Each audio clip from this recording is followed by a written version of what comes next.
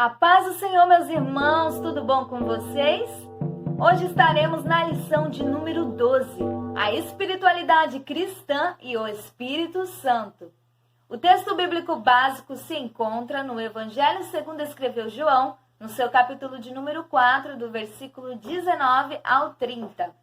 O texto áureo se encontra na carta de Paulo aos Romanos, capítulo 8, versículo 6, que está escrito: porque a inclinação da carne é morte, mas a inclinação do Espírito é vida e paz. Vamos agora então para os objetivos da lição de hoje. Ao término do estudo bíblico, o aluno deverá ser capaz de destacar a necessidade de permitirmos e insistirmos em nossa espiritualidade como evidência de uma vida transformada, conhecer quais são as características da espiritualidade cristã, aplicar o conhecimento da aula de hoje à vida prática, a fim de que a nossa espiritualidade possa dar testemunho de que fomos salvos e transformados pela presença do Espírito. Vimos que o Espírito Santo está presente em toda a Bíblia, de Gênesis a Apocalipse.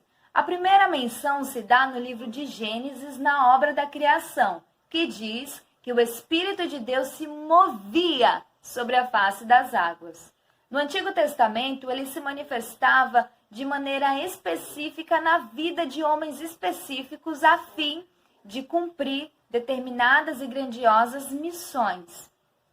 Como, por exemplo, foi assim na vida de Moisés, de Gideão, de Davi e alguns outros.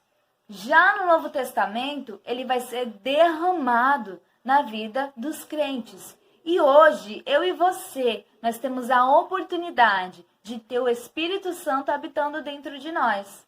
Nós, seres humanos, somos tricotômicos, possuímos espírito, alma e corpo. O corpo é a matéria, a parte física. A alma é a sede dos sentimentos. E o espírito é a nossa parte espiritual que nos liga a Deus. Deus é espírito e importa que os verdadeiros adoradores adorem ao Pai em espírito e em verdade. Dentro de nós é como se existissem dois leões, o leão carnal e o leão espiritual. Vai vencer aquele que estiver sendo melhor alimentado.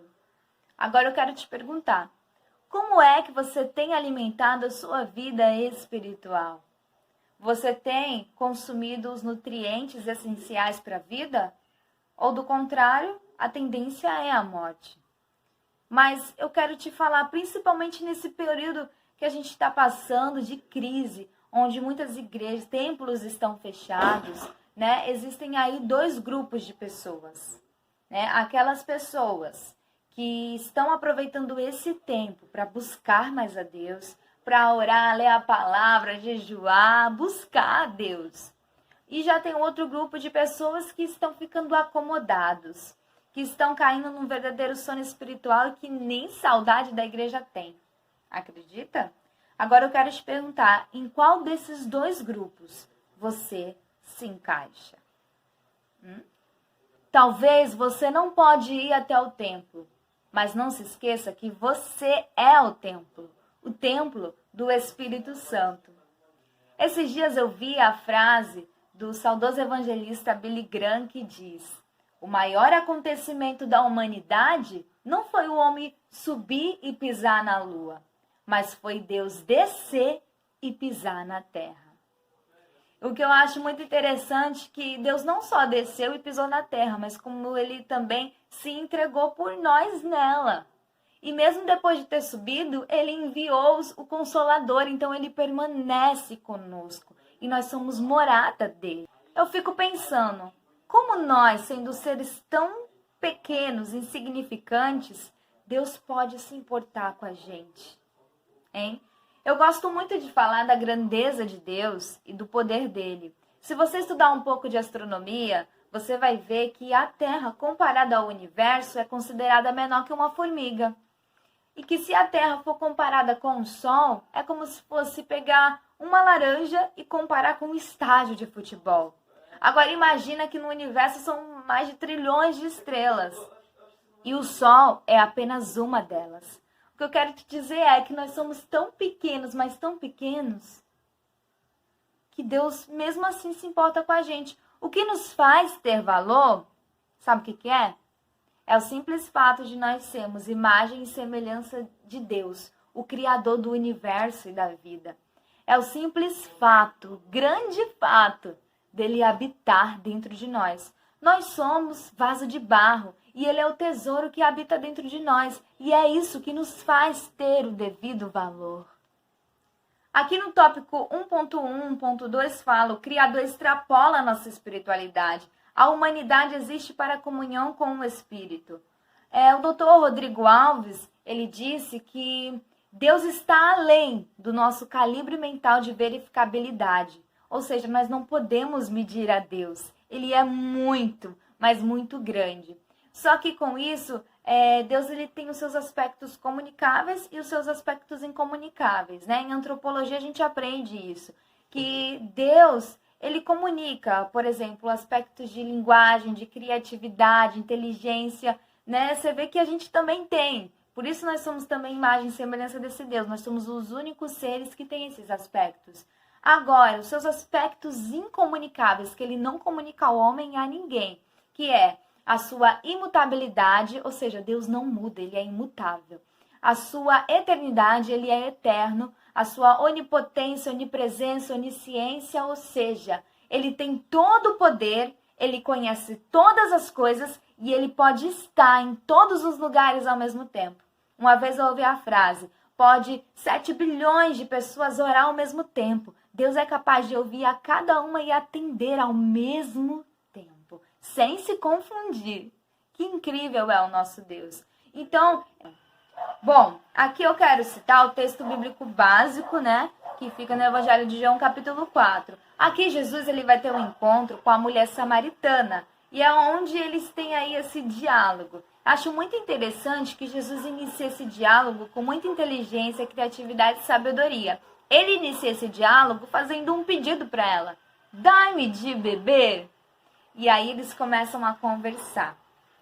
E muitas coisas, muitos detalhes me chamam a atenção nessa passagem. Mas vamos aqui para o que a revista está falando.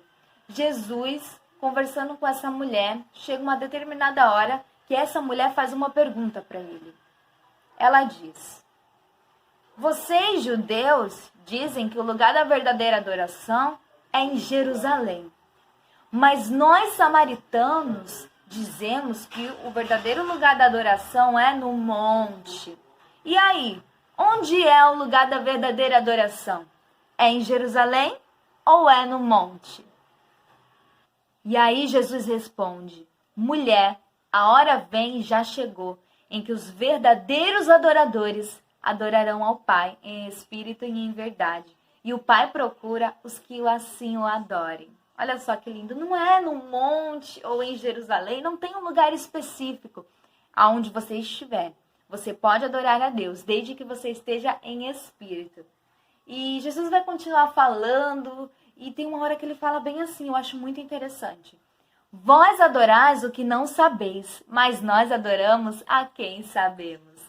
Quando eu leio isso, eu posso me lembrar aqui da carta que Paulo escreveu aos Romanos, capítulo 12, versículo 1 e 2, que diz, rogo-vos, irmãos, pela compaixão de Deus, que apresenteis o vosso corpo em sacrifício vivo, santo e agradável, que é o vosso culto racional. E não vos conformeis com esse mundo, mas transformais pela renovação do vosso entendimento, para que pudéis experimentar qual seja a boa, perfeita e agradável vontade de Deus. Olha só que interessante, culto racional. A gente falou aqui que é possível conhecer a Deus, né, naquilo que Ele nos permite conhecer através da sua palavra. E Ele deixa a sua palavra exatamente... Um dos motivos é para que a gente venha oferecer um culto racional. Jesus falou, vós adorais o que não sabeis, mas nós adoramos a quem nós sabemos. E como que nós sabemos? É através da palavra. E como nós sabemos? É através do conhecimento que Deus nos dá. Entendeu? Tipo, existe muita gente por aí que nem sabe o que estão fazendo na igreja. Vai para a igreja por uma rotina, fala que é cristão, mas nem sabe o que é isso direito. E a palavra dele diz, a palavra do Senhor diz que o povo foi destruído porque lhe faltou conhecimento. O conhecimento está disponível para mim e para você, e nós precisamos crescer na graça e no conhecimento dele, para que a nossa adoração, o nosso culto venha a ser com mais qualidade, venha a ser um culto racional, porque nós sabemos a quem nós estamos adorando. Entendeu? E muita gente acha que culto é somente quando chega na igreja. Pronto, vou aqui oferecer a minha adoração ao meu culto. Não. O culto é oferecido quando você acorda. Por isso que eu digo, mesmo que as portas do templo estejam fechadas, você é o templo. O culto, você tem que oferecer o tempo inteiro. Sabe por quê? Porque o Espírito de Deus, ele não só está em você quando você está na igreja. Ele continua com você em toda hora. Por isso que não é um lugar específico. É claro, é muito importante se reunirmos como igreja em um lugar junto com os nossos irmãos para cultuar, para adorar a Deus. E Paulo vai falar sobre a importância de congregar. Em Hebreus, também o escritor ao Hebreus vai dizer: não deixais de vos reunir como igreja. É importante a gente se reunir, mas a gente também não pode se limitar. Então lembre-se, principalmente nessa época de crise.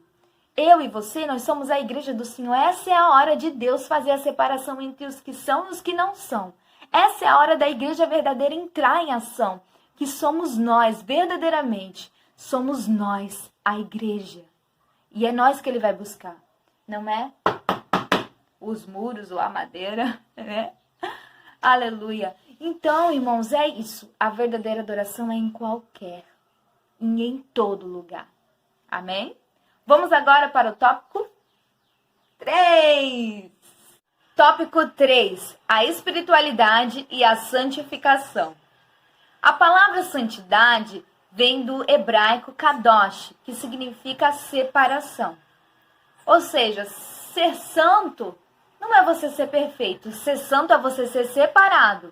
Separado do mundo e separado para Deus. É você ser exclusivo, propriedade exclusiva de Deus.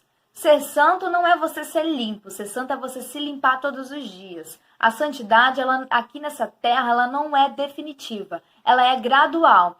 Não adianta eu falar, tipo, ontem eu já orei, então tá bom, não preciso orar hoje. Não, não é assim não. Se ontem você orou, você precisa orar hoje de novo. Entendeu? Porque nós somos pecadores. Nós somos pecadores, então há essa necessidade de purificação, de nos limparmos com o sangue de Cristo. A palavra do Senhor diz que se dissermos que não temos pecado, enganamos-nos a nós mesmos, e a verdade não está em nós. Mas se nós confessarmos os nossos pecados, ele é fiel e justo para nos purificar de toda a injustiça. Viu só? Então é necessário confessar o pecado e se limpar. Em breve, eu creio, lá na glória, nós vamos ter um corpo glorificado, e aí sim poderemos ver a Deus como ele é. Sem santidade aqui, nós não veremos o Senhor lá. Tá entendendo? Então, a santidade, ela precisa estar nas nossas vidas em todas as áreas. Em todo o nosso gesto, no nosso falar, no nosso pensar, no nosso agir. Precisamos procurar ser santos, ser separados para Deus. E é isso, gente. Essa foi a nossa aula de hoje. Espero que vocês tenham sido aí edificados com essa palavra, tá bom? Quero agradecer você por ter assistido esse vídeo até o final. Deus abençoe a sua vida grandemente. Vamos agora, então, para a conclusão. Beijo, tchau, gente. Até a próxima. Conclusão. A teologia da espiritualidade cristã procurou equipar os santos para viverem uma vida pública, comum a todos, sem abrir mão da espiritualidade e do genuíno testemunho cristão. Desde então, temos procurado viver santa, sóbria e piamente no mundo, sem nos encantarmos com o mundo, porque a vida no Espírito Santo é incomparável, superior e deve nos atrair constante e incessantemente.